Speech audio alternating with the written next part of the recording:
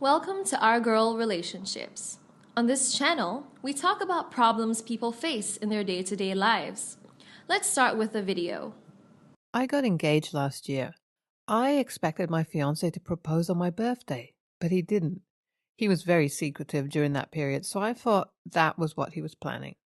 I later found out that he acted that way on purpose, so I wouldn't see it coming when he actually proposed. That was smart of him because when it didn't happen on my birthday, I let my guard down a little, and then he asked me to marry him. It wasn't out of the blue, totally, because we both knew that that was the direction we were headed. My fiancé is an identical twin. They look so much alike that you would have really know and study them properly to spot the difference. They both like to fool around and confuse people. I usually could tell who was who, but if they tried hard enough, they could fool me too.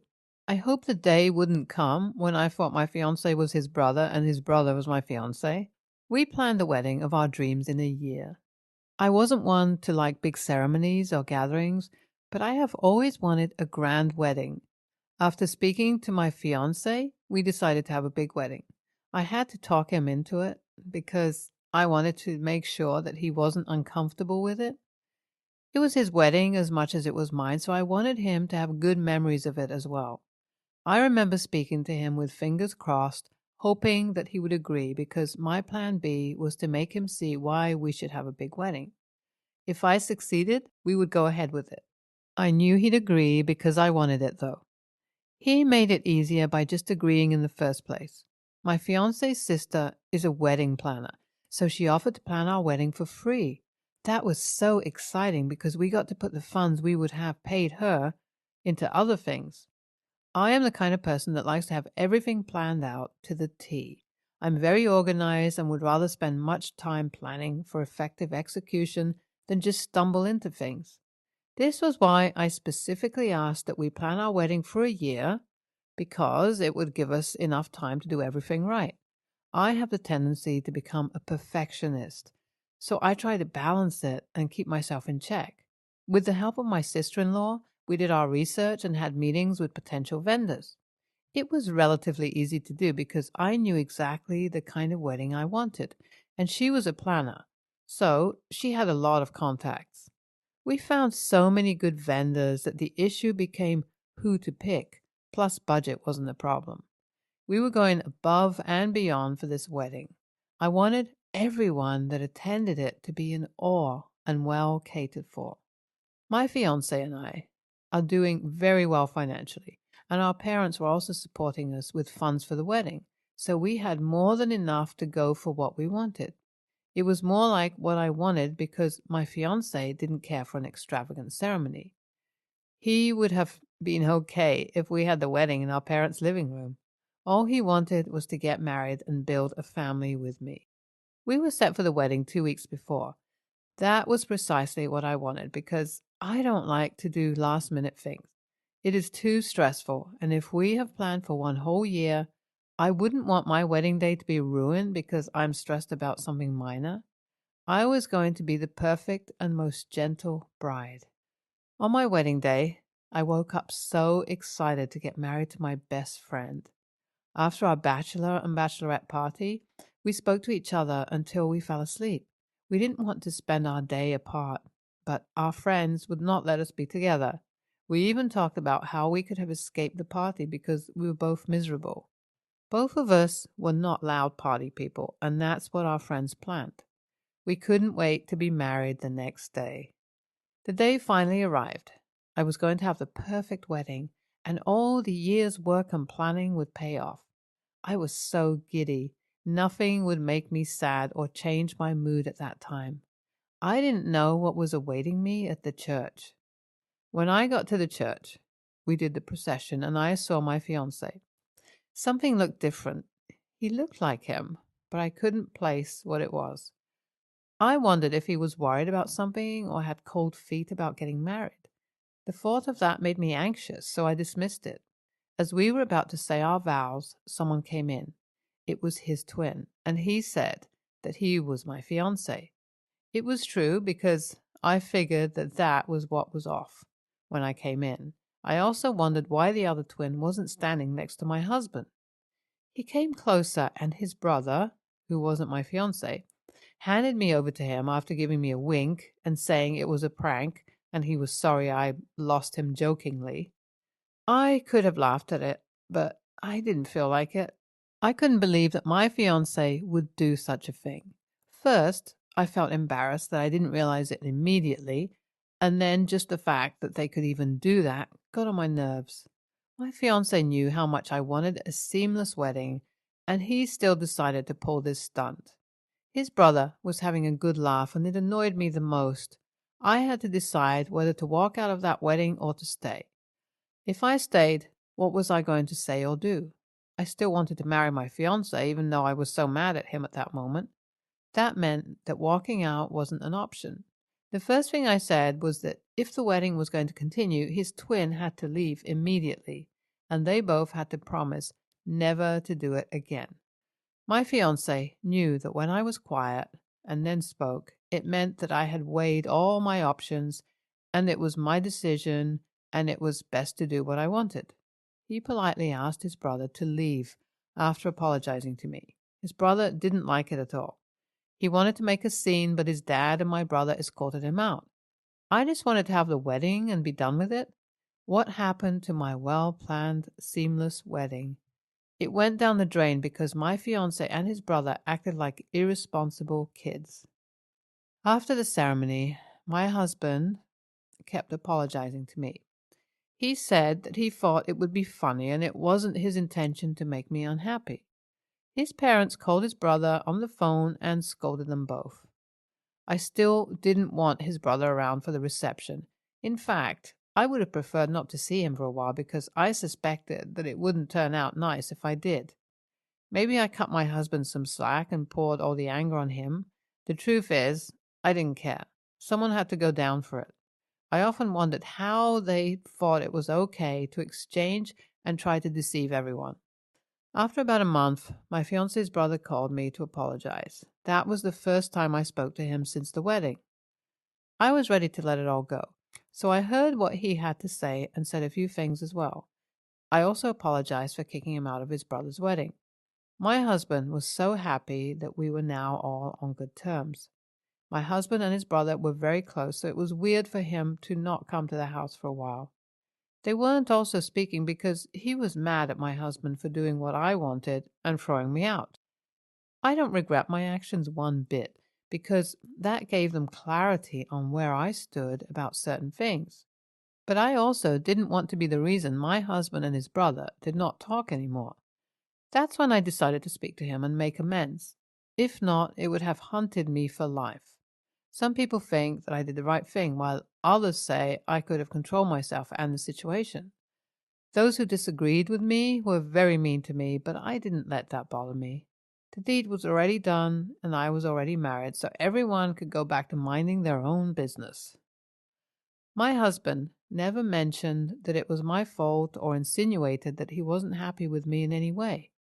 Instead, he was remorseful for what they did. If he was okay with me, then that was all I cared about.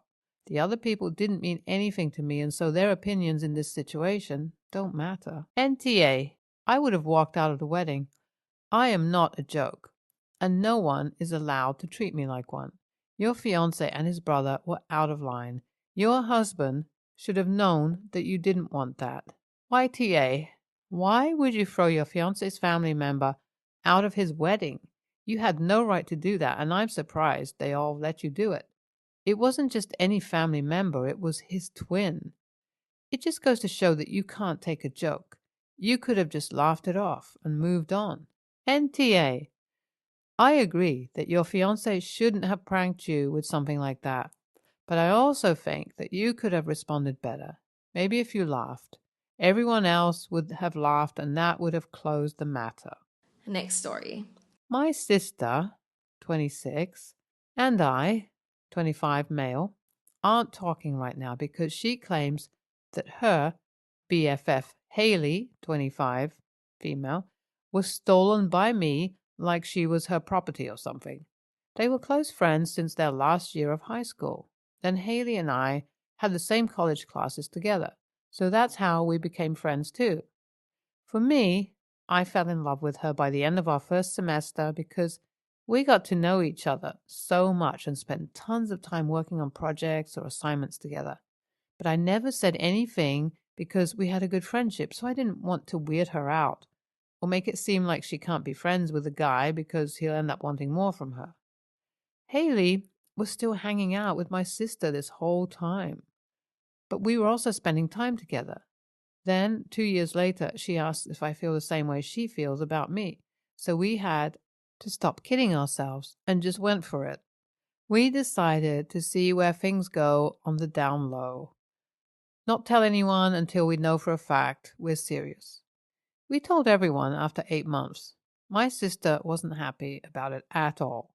But then we got mad at her when she made a joke that it won't last and she'll have her friend back after. Well, a couple of months go by and we found out Haley was pregnant.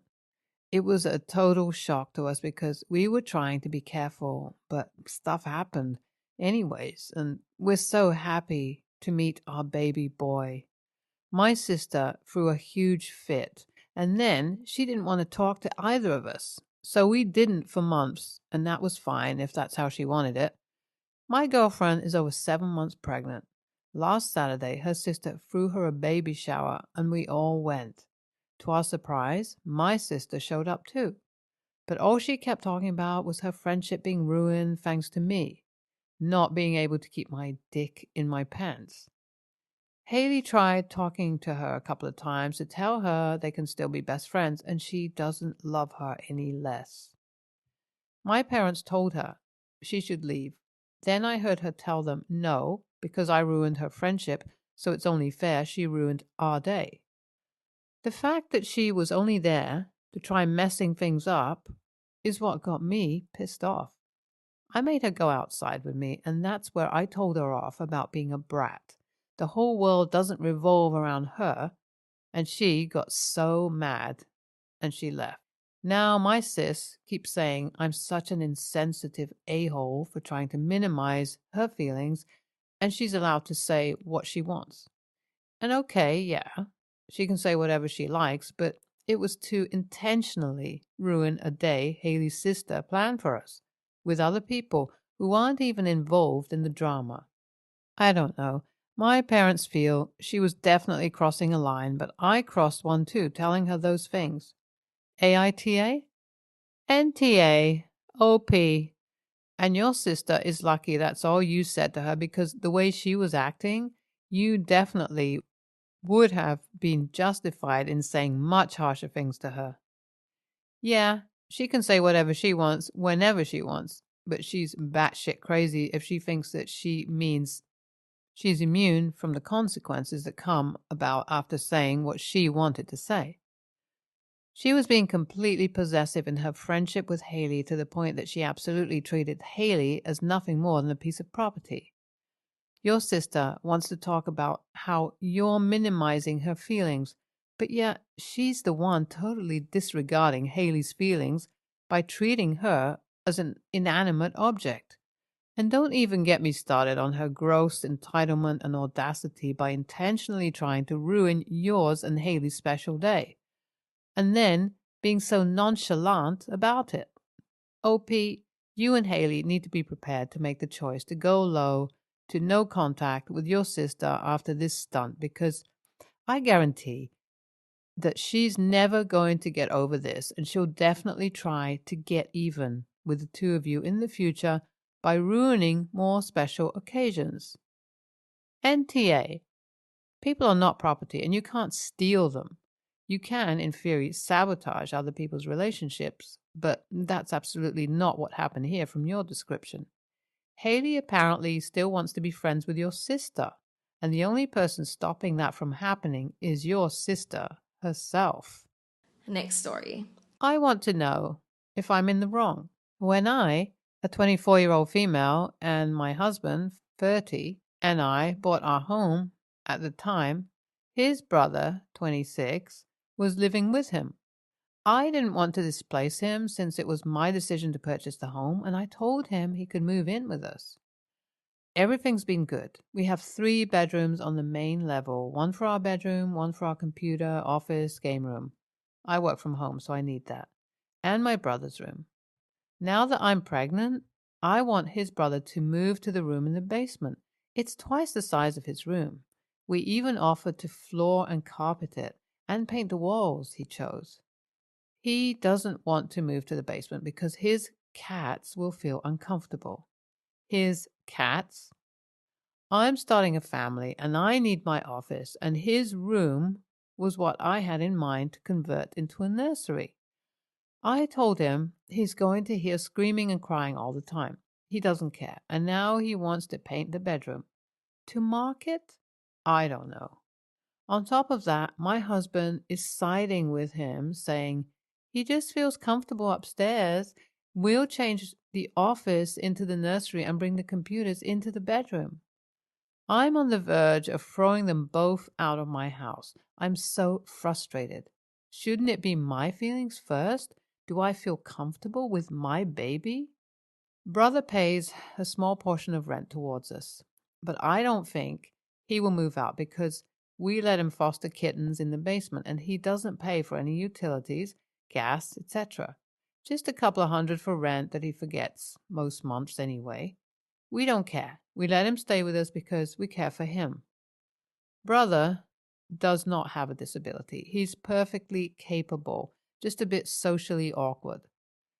Don't want to move the office to the basement because in the future I will have to watch my child on the main level where its room and everything else will be at my disposal while potentially working from home. Husband talked to brother over the summer before we even started trying, and he said he would move to the basement. NTA, you've got to be kidding me. The adult brother and his cats need to move to the basement. There is no discussion or compromise that is needed. He can move to the basement or he can move out. I have no idea why your husband would agree to everyone accommodating the adult brother over the comfort of everyone else in the home. And if the brother really thinks it would be better to be upstairs with an infant, I don't think he understands what that entails. I'm very confused on why a lot of people want the pregnant woman, mother, of an infant to walk up and down stairs instead of telling a grown-ass man to move to the basement. The assumption is that the basement is underground with a dirt floor or something, when we don't know that is the case. Also, we're talking about a baby. What adult is going to want to live and sleep next to a baby who is going to spend most of the first months crying? Let the man stay there, because they're going to run to the basement without him the first night that child screams.